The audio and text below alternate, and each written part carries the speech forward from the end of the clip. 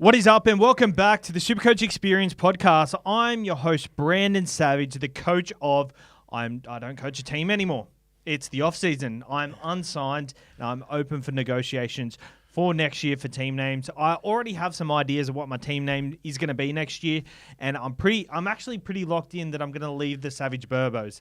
But I am joined by someone who is faithful to his club, the coach of the Villi Army, Timmy, the 2021 champion. That's right. We'll be doing my season review. I'm a little intimidated. You've got a 5-page notebook, which, just reminds me of getting called into the principal's office at school. I feel like I'm going to get in trouble, but good luck to me. I actually I usually bring a laptop. I think I would have preferred having a laptop because the minute I open this, you can kind of suss out what's on the page. I think it's more intimidating to get that red biro you've got out of your 4-ink biro and just do crosses and make them sort of really heard and visible as you're sort of assessing. And there are no crosses in there. I've gone over every single trade of yours for the season, and I got to tell you what, I think I see where you've gone wrong. Good. And I think you're going to be pleasantly surprised with how I look at your side. So today is obviously the review of the Villi Army season. He ranked 2,750th, which is the Penrith postcode. I had to double check your rank because you said 2,750, but you know, when we kind of say our rank sometimes, it's always a thereabouts kind of rank. I had to check. It's exactly 2,750, and I think that's a good omen for the Penrith Panthers this year. I'm actually not happy with being in the 2,000-ish area, but if I had to be there, I like having 2,750. It's kind of cool for my failures. At least I get my postcode. I like it. Firstly, before we get into the review, we're going to do a little bit of, speak a little bit about SuperCoach. Firstly, so you got your haircut last week for the Kafusi. We got some great feedback on that. People loved it. My dad called the next day and said, we should call the Matty John show and try and get him to get you on. And I was like, Dad, I know it's funny, but they're probably getting a lot of people with haircuts approaching them. There's some wild haircuts in the NRL community. Exactly. But so there was great feedback on that. And what I thought is, it felt like we both should have done a punishment. So I'm giving you the right of reply. Look, I appreciate that. I like where this is going. Please inform the viewers. This is fun. I'm giving you the right of reply. So what we're doing, me and Timmy are going to do a head-to-head draft competition between each other. We got to pick one player each in each position. We'll go Timmy first because he's the guy who has already served a punishment. And what we'll do is we'll tally our SuperCoach scores at the end of each week, and the most wins gets it. So we'll get this week, next week, and the week after. So it's an uneven number, so someone will win. If I win, then Timmy can't receive another punishment because he's already... so it's not going to go on SuperCoach scores. It's going to just go on you got that player right in that position. That's 1 point. No. Okay. It will be a whole total score. Oh, when you said uneven number, that threw me. No, because there's this week. Yep. So it'll be head-to-head us two this week. And then us head-to-head next week. And then it will go on head-to-head for the grand final. Total overall. So we pick a captain each, and we just stick with it for the week. So if someone's ruled out, then tough luck. Doesn't matter. We can pick an auto-emergency reserve. Can you get your vice-captain? Oh, you can't leave. You could take a vice-captain in case they're out. Let's do vice-captains, but... what we have to do is you pick someone on the bench. If they play, then there's no way you can loop. Because we're only playing with a few positions and not a full 17, I reckon only one captain. Just go captain. It's simple. So we'll go head-to-head, and then we'll tally up the SuperCoach scores. On the weekend, there was actually some really good SuperCoach scores. Nathan Cleary come out and scored 120. He downdated to 111, but I put up a post the other day. Did you happen to see it? Might have. You post a lot, so just remind me. So Nathan Cleary's last 4 SuperCoach scores in finals games. All well over 120. It's huge, isn't it? It's crazy. Because a lot of other SuperCoach scores generally are on the lower, just because it's a bit tighter and there's less. Yeah, less defensive errors and stuff like that for attacking. For sure. Alex, yeah. All right, let's kick it off. Timmy, you got first pick, so you can pick any position you like. We've got the Cowboys versus Sharks game on Friday night, and we've got Manly versus the Roosters on Saturday night, both at Allianz, both at 8 o'clock. Didn't think I'd get first pick and didn't think I'd get to pick the positions. This is really throwing me. I thought we're just going to go at hooker. So in which case, I'll probably want to take... What stands out? Let me just take the fullback choice. Yep. I'll take... I think I like Manly, potentially, but I want to take Teddy here. You'll take Teddy? Yeah. All right, so Teddy's gone for me. Fullback's locked in for you. And so that's only just because of the kind of risk of the turbo injury. You know. Yep. I'm looking at all the positions and I think that was the one position where I think Teddy's a clear standout Supercoach-wise. So he would have been my first pick too. I'm going Connor Watson at hooker. That's my first pick.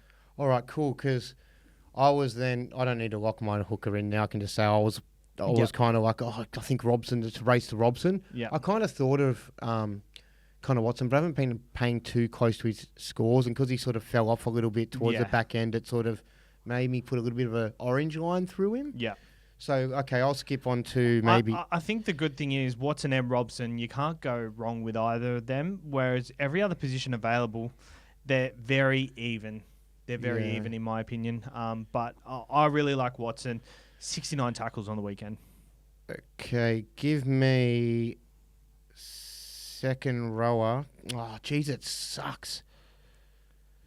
I really wish Angus wasn't going at Olakuatu. I wish he was going at that Burbo side. Who is going at that Burbo side? Not that he's on the Burbo side. It's more the Lawton side now, isn't it? Yeah, I'm just going to take Angus. Yep. Maybe Nickera could be a better thing, but I'm just going to go with him.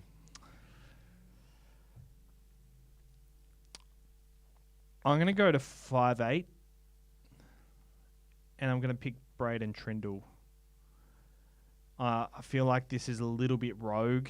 I could have chosen Hines at halfback. Still can if you don't go him next. Oh, well, it's hard to know what to do with him. He's a bit rattled, isn't he? Yeah. He could come out and he could. It goes two ways, really. If he loses the game, the narrative is that he's he's not good enough. He's needs to fix his mental health. He's not in the right headspace. All of that sort of stuff. If he wins, I think it could go either way. So, we've still got centre wing and prop, don't we? That's free. That is free. Yep. I think I'll go centre wing then in that stage. Is it not just one centre wing? Yeah, just one centre wing. Yeah, it's not like a centre and a wing. Okay.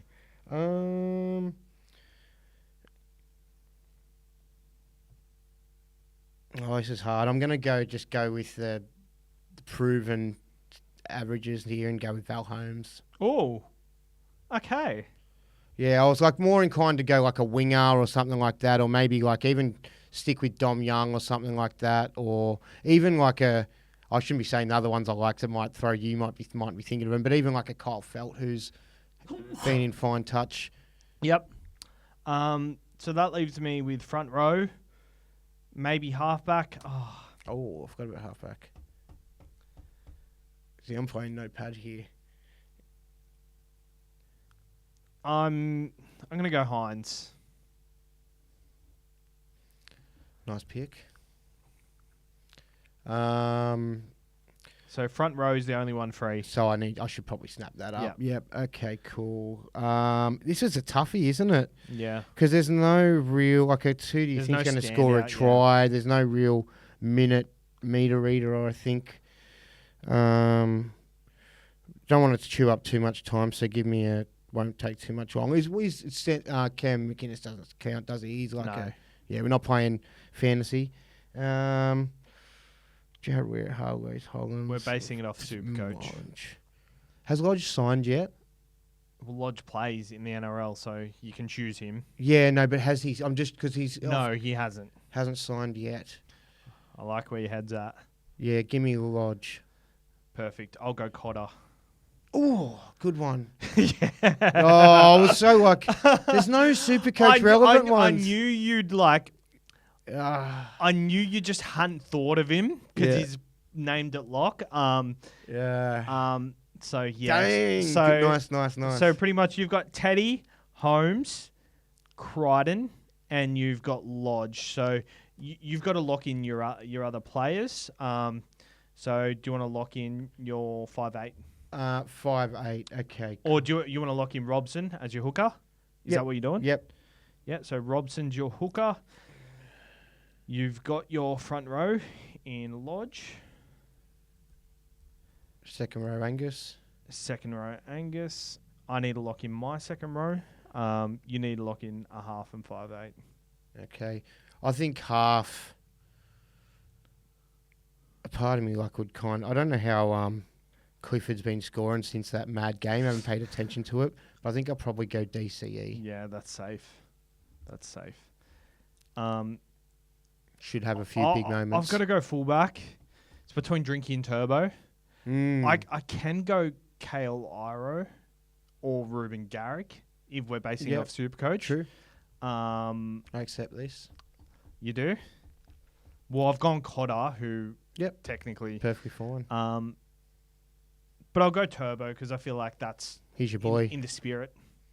So I'll go Turbo. In the spirit of things, I like that. In the spirit of everything. Am I missing anyone? You're missing a 5'8". A 5'8". Okay, yep. So you've got Tom Dearden, Luke Keary, and you've also got Luke Brooks. Yeah, I'll go Dearden. Don't love it. I just got to make sure that there's no one else who's available. There's a Julie. That's a. I don't think there is, to be honest. It would be, yeah. And I've got to look in a second rower. Oh, it's Nikora Olakawatu. Nikora Olakawatu. I can go a Cam McInnes type, who could even go. It's a bit upside-ish, but what's his face? Look his name up. Nanai. But depends. Because there's a part of me that thinks that the Cowboys could just turn it on. No. I think they could just turn it on. I think they could be. All right, I've gone Trindle. I've gone Hines. Let's go Nikora. Let's go. Let's just go for a Sharks trio. I've also got to go centre wing. I'm going to go Joey Manu. Nice. All right. We've locked everyone in. Let's go captains, and we can just pick a auto emergency. Yeah, I'll go Captain Teddy. I'll go Captain Hines. Nice. Auto emergency. I'll go Jesse Ramian. Oh, as any player? Yeah. Wow. Jeez. Any player. I'm thinking you're off the top of my head, but I don't want to. You reckon? Yeah, I like it. He probably should have been mine, but I had a feeling about Ramian. He's named on the extended. Euro will be going up against Vayela, who I'm not saying he's crap, but he's not a out and out mad guy either. Yeah. Like it's, I feel like, can I pencil him in, but maybe come back and change someone in the podcast? You can in the podcast, but it's locked in once the podcast finishes. Yeah. All right. So what we're going with Timmy's got Teddy, Holmes, Dearden, DCE, Crichton, Lodge, and Robson, with Iro as his auto emergency. And I've gone with Turbo, Manu, Trindle, Hines, Nikora, Cotter, Connor Watson, with Jesse Ramian as my auto emergency. We'll do this exact thing next week. Give me Dom Young. Dom Young, I like it. So you're locked in? Yeah. All right, so that's locked in. We'll come back next week with scores head-to-head, and we pretty much got to do the draft again next week because half of the teams get knocked out this week, and then new teams will present. And then it'll be whoever gets the highest score gets the first pick, or whoever gets the lowest score gets the first pick. We'll do that. Whoever gets the lowest score gets the first pick. Yeah. Which means whoever gets the lowest score gets Nathan Cleary, pretty much. Whoa. That doesn't seem fair.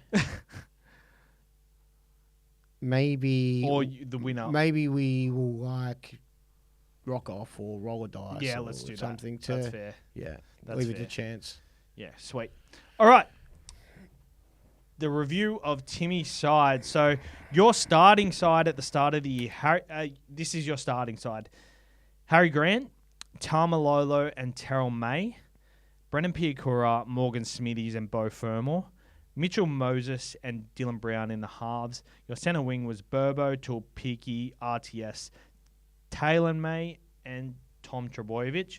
Your bench was Danny Levi, Helam Lukey, Sean Lane, Joe Chan, Nico Hines, Kalen Ponga, Liam Henry, Sam Hughes, Ethan Strange, Drew Hudson, Jack Bostock, and Cale Iro. This is round 1, was it? This was your round 1 side, yes. Oh, I've got the. You said my bench was Pong. I've got him as my captain. Oh, so I just wrote this down as I saw it. So, he was your captain, sorry. Uh, It's not the side you played. Oh, okay. It's not the side you played. It's just the side you've got, and I've written it down. I didn't see who you played. Oh, okay, sure. I just got a bit So confused this is just who you started with. because I had Nico Hines as well. I don't think you mentioned him. Yeah, I did. He was on the bench. Oh, okay, sweet. Yeah. So this is your starting side. Just notable people who I think were good. Terrell May. You started with Terrell May, so I think that was a really good thing. A lot of people ended up trading him in the week after, so I think that was a really good thing. You started with Turbo and Ponga as your fullbacks. Pretty common. I think this was a good thing, but you definitely could have capitalised Spent up there. or spent a bit less. Yeah, I'm saying I spent up. I Yeah. paid up pretty. But I don't think that was any reason why you would have ranked lower than you would have expected. Dylan Brown you had in your side. You started with Cale Iro. Thought process there, and do you think you'll back up that thought process later on in SuperCoach? I did start with him. I didn't think I started with him. I thought I've got your starting side here. Don't question me. I'm just that's blowing my mind because I didn't actually think I did. I thought I brought him in like the week prior to him getting started. So that was me actually just going, okay, I'm going to start with him. Okay. Yeah, so I think it was just, there was just so much, how good he looked, in trials and stuff as well. There was a lot of murmur about, the potential of moving Talakai to second row with his playing there in the past, and you've got to get this guy into the squad. So I thought he was going to be there eventually, and you try to fit these other cheapies in that aren't as keen on, or so I don't know. I think I just probably got lucky because he started sooner than I might have expected. There was a lot of 300k guys as well, so you did save a bit of cash there by just starting with him. I think the reason I don't like doing this at the start of the year is because I like to generate cash early and use that as a downgrade option, because I know you've always got to generate cash through the year, and these downgrade options are really crucial. I think with me, Tulpiki was someone who, he made a little bit of money early on, but then he got injured, wasn't picked or whatever, and he's someone you can easily downgrade to someone like an Iro. But I think just there you saved the trade, which was a good thing, I guess. But I guess looking through your trades coming up, you tried to generate cash other ways, which might have been more of a waste of trade. For sure. Okay, so in round 2, you traded Mitch Moses to Zach Lomax. Oh, sorry, Mitch Moses to Lockie Galvin. So firstly, risky going Galvin early, but it did pay off. Yeah, so they didn't play round 1, did they? No, they didn't. But then he got picked, and I think your thought process, you weren't keen on Moses all week, and I think you backed your gut, and your gut helped there. So I think that was a good trade. And you went Jack Bostock to Zach Lomax. I think the Bostock to Lomax trade was a good trade, but Bostock ended up peaking hard and going on. so good. So I think you just went a bit premature there. But Zach Lomax, you identified early. His roles changed. He looks a lot better. I think that was one of your better trades of the year for sure. Yeah. Yeah, those 2 trades were good. Yep, I like them. And the trade out of Bostock may have been able to find someone better, but I actually needed to free up a bit of cash, I think. Yeah, I don't know. Yeah. Well, you would have by going Moses to Galvin. Yeah. And Bostock to Lomax would have been just it's hard with these guys because I don't know what he scored round 1. What was it? It was a 38, wasn't it? Who? Yeah. Oh, Bostock. So a bit impatient there, but I think it was... Sometimes it's kind of like, I remember a lot of the time throughout the year being more stressed about who to sell, like knowing I want to buy someone, but not really knowing who to get rid of. And that's a lot of the time a big stress for me, I think. Yeah. Round 3, you boosted Dylan Brown to Luke Brooks, Helam Lukey to Valentine Holmes, and Beau Fermor to Josh Curran. I see some really good trades here. I think Brooks ended up doing okay for you. I think that was definitely a cash generation trade. But what you've identified early, the centre wings are key. You got in Valentine Holmes, and I think that was a great trade to start the year. So you identified the trends, and that's what we talked about early on in the season, that you pick up on these trends, you figure out what's doing well and what's not, and just fix that. So you bolstered up your centre wing very early, and in round 4, you sold Grant to Coruscant, who was killing it, and you went Tuapiki to Dom Young. So you really went hard on that centre wing early, and I think that was a really good thing. Yeah, 3 guns in week after week. 3 guns in, and in centre wing, everybody was only catching on in round 3 or 4. I'm probably going to get one of these centre wings because they're killing it. You already had 3 of these in. Dom Young, unfortunately, got 30 points and minus 15 in the following weeks. But what I like about... Red cross. Yeah. What I like about this Dom Young trade... Yeah. You didn't let it burn you. You got him in prior to his 160. Mm-hmm. And you got that 160. Nice. So you didn't wait too long because he burned you earlier. You got him in at the right time. You admitted it was probably just unlucky, that minus 15. It's always unlucky. You got on for the 160. He was cheap too, wasn't he, when we got him? He was very cheap. You got him at a very good price. And that's another thing you've done well this year. You just didn't let things burn you, and you swallowed your pride. And I think that was a really good thing. Desi Creek, he was burned by Dom Young early in the season, and he refused to get him. Ended up getting him late in the season when he got a lot of 30s and was injured. So I think what you've done there is... Ewan might have gone... I remember him struggling between going whether he was going to go Manu or Dom Young, and I remember that. Both pretty shit to end the year, to be honest. They did, didn't they? It was a bit underwhelming. The Roosters, I guess, just sort of hadn't really put it together. Plays in and out. What are your thoughts on your Grant to Coruscant trade that early? I think it was freeing up cash. I think it was like 200K less. I think at the time, remember being sort of like, I just probably should have done this to start with. I wanted to Appy, but because he didn't play round 1, I was kind of like, I don't want to start that bad that I'm playing with a dud hooker. So I was like, I'll pay up for Harry. And then I kind of realised after a couple of weeks, I probably made the wrong decision here and need to just sort of go with a cheaper guy who I think can match him and allow me to spend that 200K in another position. I probably should have done it to start with, because you could have just gone Robson at the same price, but the reason I wanted Appy is because I thought there was more upside in him. Goal kicking, and he did turn up in his second game, and he was killing it. So I don't mind the trade. And Grant didn't hurt anyone till late in the year. So it was a good trade and allowed you to go Tuapiki to Young. You killed it in those centre wings. Round 6, after Young gets minus 15, you go him to Schiller, Taylor Made to DWZ. So you held on to Taylor Made till round 6. It's not the worst thing in the world, but I think a lot of people held on quite a bit longer than that. So at least you didn't hold on to your Panthers thing there because you didn't end up eventuating. You went Liam Henry to Eliesa Katoa, which I think was a good trade in hindsight at that point for a gun. But at that time, I actually could have let go of Lolo instead. Exactly. At a similar price. You sold Liam Henry for $338K. He ended up being around $500K. So I think that was a missed opportunity in round 6.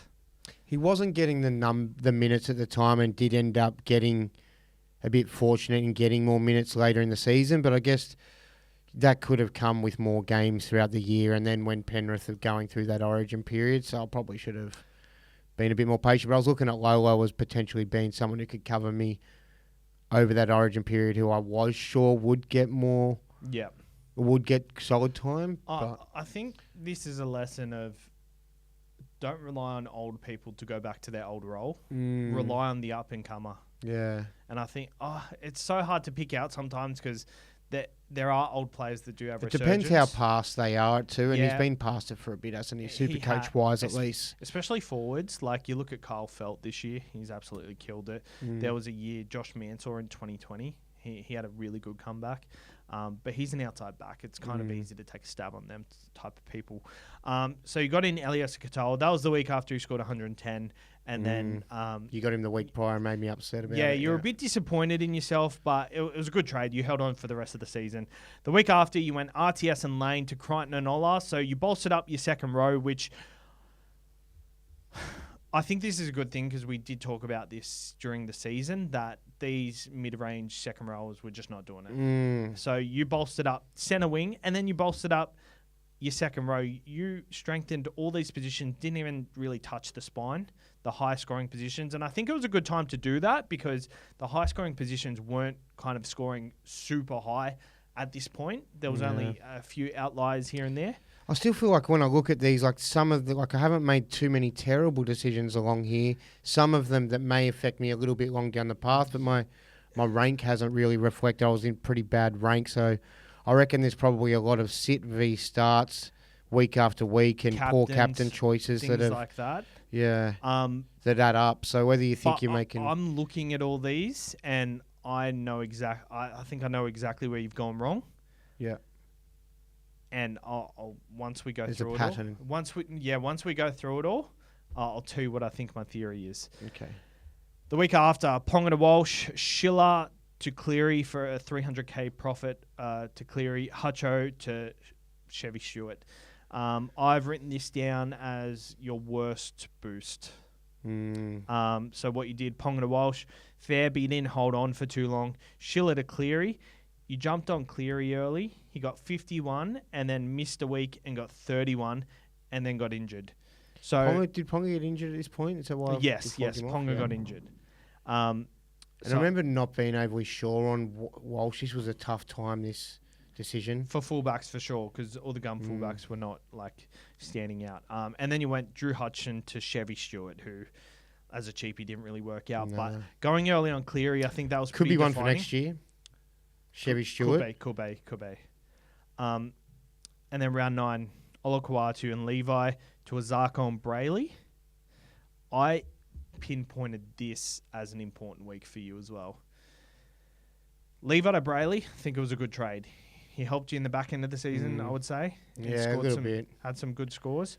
And you didn't really have to play him from this point onwards. Didn't utilise him that much, maybe 2 rounds. It probably was a cash generation option at the time. But you went Olakuatu to Azarko. Olakuatu was suspended for 2 weeks, and then Azarko. So Azarko scored 41, 45, and 84 the following 3 weeks. The week before, he scored 151. So did you have him for the 151? Yes. I can't imagine selling a player after they scored 151. No, Azarko. I thought that's who you were talking about. Did you have Azarko for 151? I'd have to go and bring up round 9. Was it round 9? Yeah, round 9 you did the trade. Yeah, let me have a look. In my starting side... Yeah, Azarko starting 151, yeah. Okay, so you had him in for that time. Yeah. So I think that was probably a good trade for that. You traded him in the week he scored 151. But I saw another option who burned you later in the season because you ended up having Azarko for quite a long time. If you bought Karaz at the same time, in the weeks that Azarko scored 41, 45, and 84, Karaz scored 100, 92, and 134. Yeah.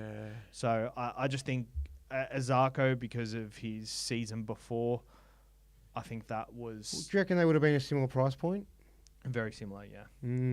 Azarko I think I'm a real sucker for a goal kicker. It's one thing that really lures me in. But yeah, Karaz is someone I haven't had at all year, but was always scared of. So probably someone I need to keep an eye on for next year. Round 10 I found as a quite crucial week for you. You went Hines to Walker. This was the week Hines was 1.1 mil. He was injured, and a lot of people were holding on for a few more weeks. You went early. Sam Walker scored 95, 45, 100, 88, 52, and 109 in the following weeks. So great trade there while Hines was on the sideline. Yeah. You sold DWZ for $616,000, who a lot of people actually held on for a lot longer and lost a lot more money on. So you didn't lose much cash because you bought him at around the high 600s. I bought him at high 7, didn't I? Oh, I did. I thought I did. I think I bought him at 725. Yuck. Don't worry. Don't worry about that. Yeah. And then you traded him for Young, who got 160. So I found that as a really good option. No trades round 12. Round 13, you went Zach Lomax to David Armstrong for $388,000. The week after, Lomax scored 170, and you ended up selling Armstrong the week after anyway. So I find that as probably one of your most crucial trades for the year. Yeah, that sucks. I'd been hammering on about Armstrong being the second option for the replacement for Ponga, and that he only got the spot because Sharp was injured at the time, and because Armstrong came in and played a couple of good games, the coach had no option other than to keep really playing him. And as soon as he had one poor game, which is the week I brought him in, he got dropped, and then was pretty much soon after shipped overseas. Yeah. Yeah, exactly. So that was one where I should have stuck my guns because I bought him more expensive than everyone else. Yep. And I was saying for weeks after weeks, I don't think this guy's got job security because I reckon that this other kid is the better player and he'll get the go. For sure. You still made a bit of money off him, and you sold him to Latrell the next week, who you sold later in the year for $919,000 at a 200 and something K profit. So I didn't know you had Latrell, so I think that was a good trade. Good stuff. Yeah, small little period there. But that same week, you sold Angus Crichton to Dave Fafita. Decent trade. Fafita did well through that period, but you weren't able to get Crichton back, so I guess it's tough. You went Walsh to DWZ, so you bought in Dallin Watini-Zelezniak twice this year. And I think that was a bit of a mishap. Motherfucker. You did Holmes to Tedesco round 16, no trades round 17. Manu and DWZ out in round 18 to Marju and Nikora. I just need a note here that Nikora, you went a week late on him than everyone else, but that's okay. Round 19, Latrell Mitchell to Olakauatu, and Pia Cora, you finally got out of your side in round 19 to Jaden Campbell. Good trade.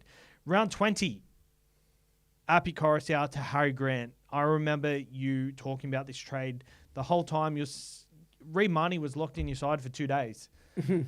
You went Harry Grant, and I think this was another great decision you made this year. It was a tough one too, and it was an awkward one. And the reason I made the decision at that time in round 20 was because I was starting to think head-to-head, and I'm thinking, well, Appy's got, what was it? Round 26. Round 26 was the grand final, so I thought you need to replace him with another guy. I'll go with Harry. Bought Harry in, and literally that week after I bought him, it was Cheese who was on the podcast saying that the Storm are going to be resting round 26. So I was like, I've made a trade for absolutely no reason. The only reason I've made that trade is to have cover in that position. So that was frustrating. But I think he probably went on to go better than Appy did. So not too bad, but it didn't serve the purpose.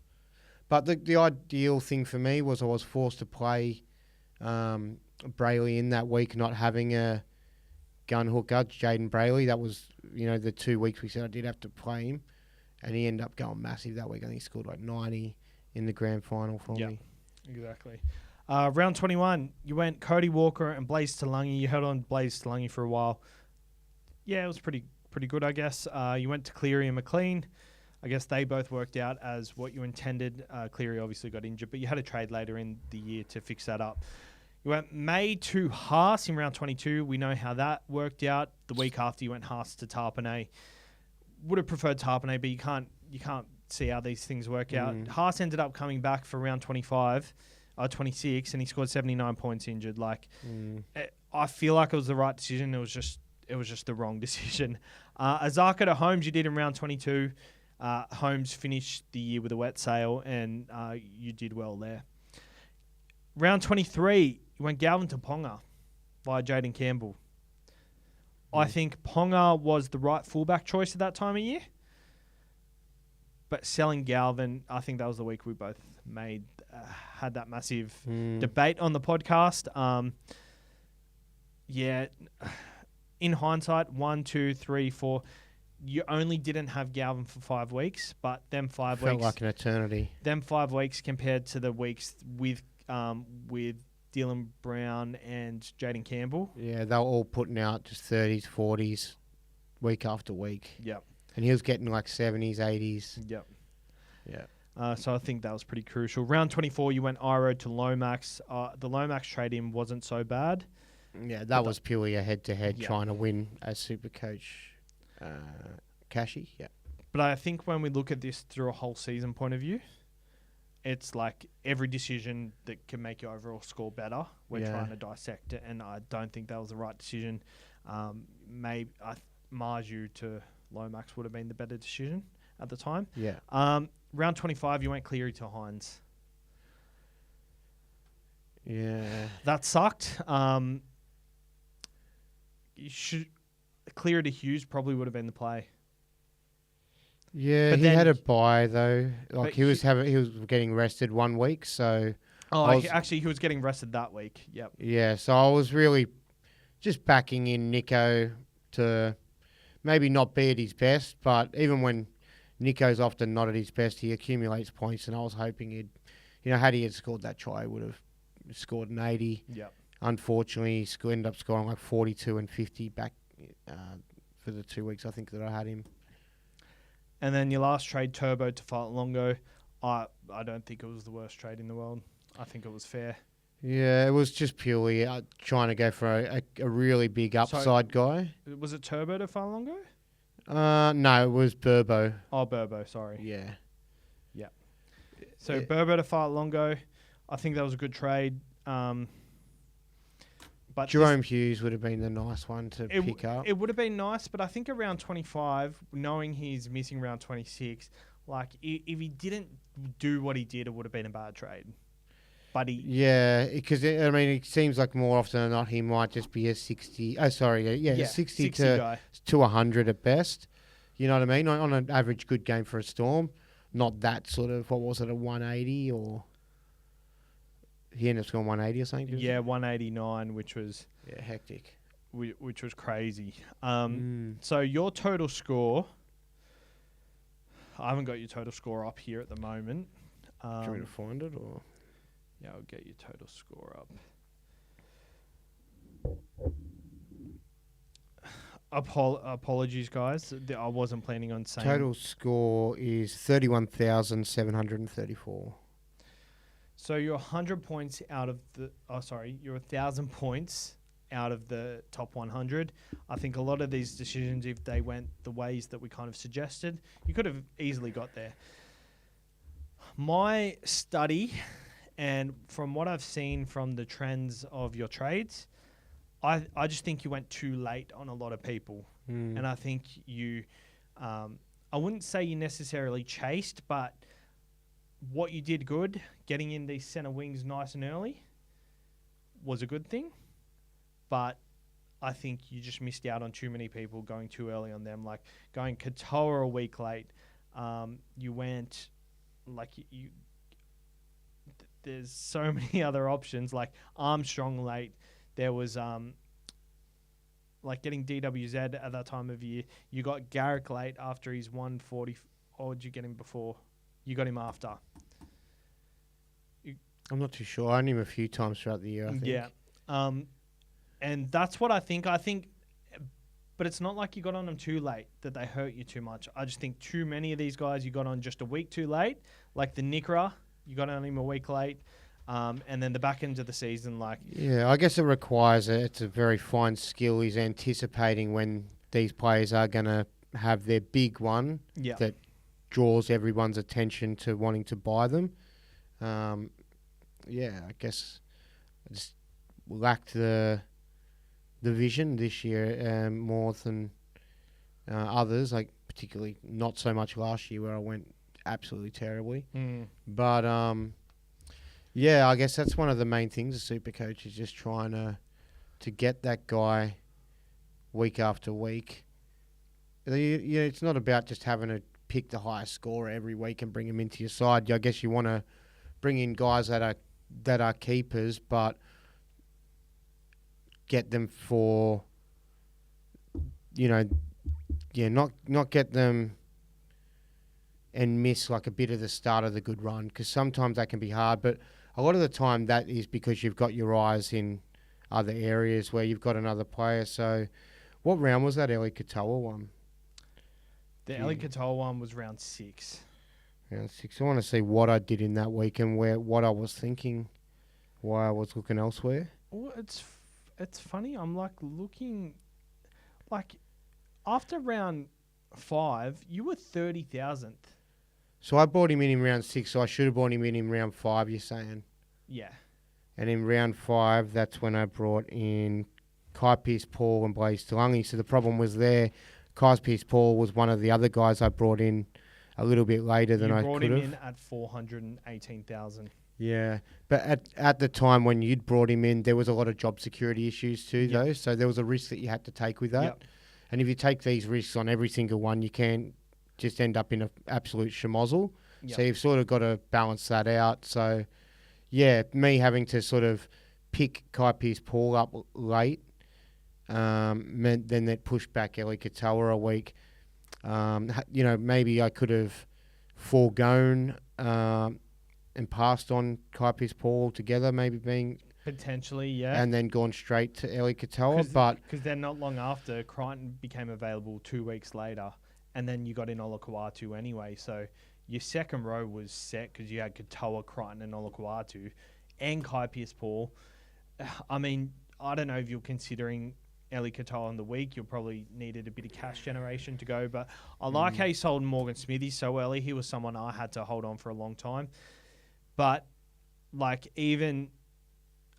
I think I'm looking at your rank after round 5. You're 30,000th. I didn't think you started that bad. Like you did a good thing to claw back a long way, and a lot of these trades you did early, like getting on all these center wings, I thought they were good moves and they'd get you up the rankings. But obviously, you're just trying to fix your starting side, and if you had a better starting side, you would have been able to make these weeks just a week earlier. So maybe it's just a bit of a domino effect of the starting side. So I think more emphasis on the starting side, more emphasis on maybe because maybe you got to skip some of these Kai Pearce-Paul type players to get ahead, because if you don't get the starting side right, then you're not going to catch up by getting someone that everyone else already has. I think what put me at a big disadvantage compared to where you started with your season is 3 players in particular, like the hooker. There was 200k you saved there. Yep. And then the 2 fullbacks. So me having Ponga and Turbo, you went Latrell and Teddy. I went Latrell, Teddy, and Robson. Yeah. So you went Grant, Ponga, and Turbo. I think I might have spent close to 600k more.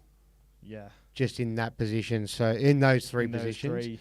So then that's limited my flexibility, and whenever you're kind of like, well, I'll just bring that guy in, it's doable for you, that week or whatever. So for me, there was a lot of moving other little bits and pieces around and sort of chasing my tail a bit. And I felt like that for a lot of the year. It was tough. It's tough when you start behind and you start bad, because you're just always trying to fix things, and you're trying to... Yeah. And I think you can end up... when you're making bad decisions, you can end up making more bad decisions that just compound, because you're trying to... you just end up in the sort of wrong headspace, and you're fixing things that you don't really need to be fixing, perhaps, or... Yeah. And not targeting the things that are actually more appealing. Yeah, like, I'm looking at my round 1 side, and, like...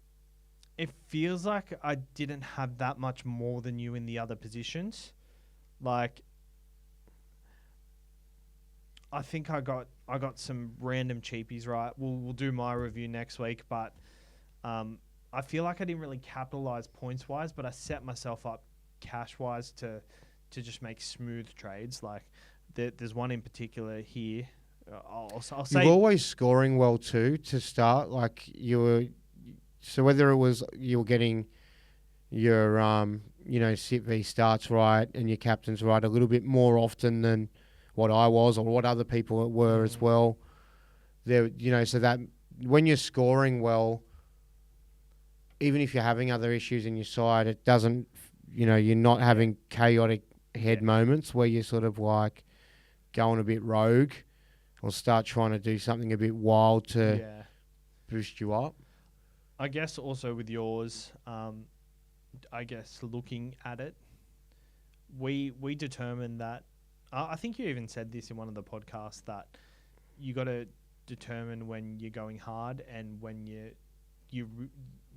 having just a still period. Because when you're having the still period, you've got to be prepared to... Everyone else is making moves. They're talking about their trades. So they might be exciting or whatever, but that you might not need those particular players because you've got other things going on, or you just got to be patient and not have that FOMO. Yeah. And if you know you're having a still period, then don't be forced into making the trade that you don't want to make, like getting in Dallin Watini-Zelezniak a second time. Like, I'm not. You probably thought it was a good move and he was going to come back, but like. No, I remember with that. I think it was more about.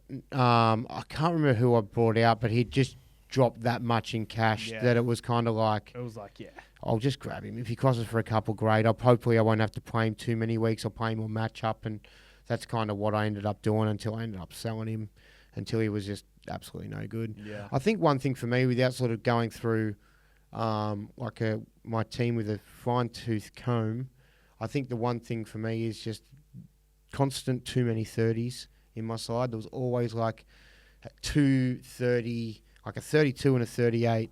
And if they weren't a 32 or 38, it'd be like a 9 or something in there for a disaster reason. But I think there may be something to do with need to get more base players, like just maybe maybe like 3 or 4 extra guys in my side that I go, he doesn't have upside. Like maybe like when I'm at hooker and I'm chasing it like an Appy or something, where I can just go, okay, I'm happy to leave someone like Robson there, who I know is good for 60 more often than not, and I'm happy with that. Guys like Isaiah Yeo, who you pay for a little bit, you might have to pay up. It doesn't seem appealing. You end up paying $750 or something like that at some point, but he's going to get that for you week in, week out. And if you've got enough of those guys sort of doing that, 3 or 4 other guys, and then other players within your side that have base and also upside, like you could Kale Eros and stuff like that, or and cover that, and then minimise the amount of guys that you're really relying on just pure attack. I don't think you can just ignore upside and focus just on base, because upside's super important to be a winning, to get to win SuperCoach. But I think for me, is particularly way too many 30s. So I think I'm just having too many upside guys that need them to score 2-3 tries. And if they don't, could be your good weeks are good, but your bad weeks are bad. Even like 5/8s and stuff, like Jaden Kick, guys like that, where it's kind of they got the upside, but there's not the base. It's tough because 5/8 was a really tough position this year. It was. Until we kind of just got the gifs that Galvin was the guy. Yeah, it was. I guess considering you ranked 2,750th, I think it was a good year. I think you clawed your way back. If you had a better starting side, things could have been different. But I think we won't call it a good year. We'll call it not a bad year. Not a bad year. Yeah, not a bad year. I think where you ranked is pretty, in the scheme of things, there's a lot of people that are ranked ahead of me though, so that's still but a lot of people are ranked ahead of you. Like in the scheme of things, SuperCoach is only growing. We're getting more listeners year on year. There's more podcasts, there's more content out there, more people playing seriously. And I think a 2,750 this year is probably equivalent to maybe 1,000th a couple of years ago. So I don't think it's. Let's not silver line it. It is what it is. But yeah, look, I think there's. Hopefully, I can't go from sitting from where I was the year prior at 13,500. That was really embarrassing. I'm not completely embarrassed with this year. It just is what it is. It's not great. It's not bad. But it's also this year there was me, Barnesy, Dave Campbell. A lot of people doing really well. A lot of us doing really, really well. And I find when I'm doing not that well and a lot of people I know are doing really well, it makes the year feel a lot more yuck. Yeah, it makes you feel not like you're doing as well, because these guys are just getting it right week after week. And what am I doing wrong? Yeah. But yeah, I guess that's the review in a nutshell. Went over your trades for the year, and I think a lot to take in for next year, and a lot to reflect on. Maybe listen to this podcast when you're building your side next year, and Maybe, just listen back and think, okay, my starting side. But year on year, I think you get whatever advice you can take from this year. Next year might not be the same thing. Yeah, you kind of got to take a little, like 10% of it, rewash it, and like next year, play eyes up and sort of suck in what's going on for the exactly like next year, starting with the premium fullbacks and premium hookers might be the go. Or even just the fact that there's going to be slight rule changes with this HIA injury stuff. It looks like and stuff that's going to bring stuff into it as well. I hope not. It probably will happen. So.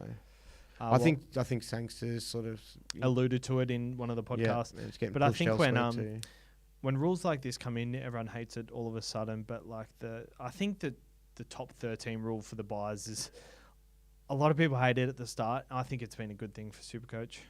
Yeah, but it has. Yeah, but we probably might not have realised it at the time. But just with the amount of, I think we all would have run out of trades a lot earlier trying to get bigger numbers, and it would have for the general player at home probably would have for the general player in this podcast room, me. All right, well, thanks for tuning in this week, guys. Obviously we're in the off season.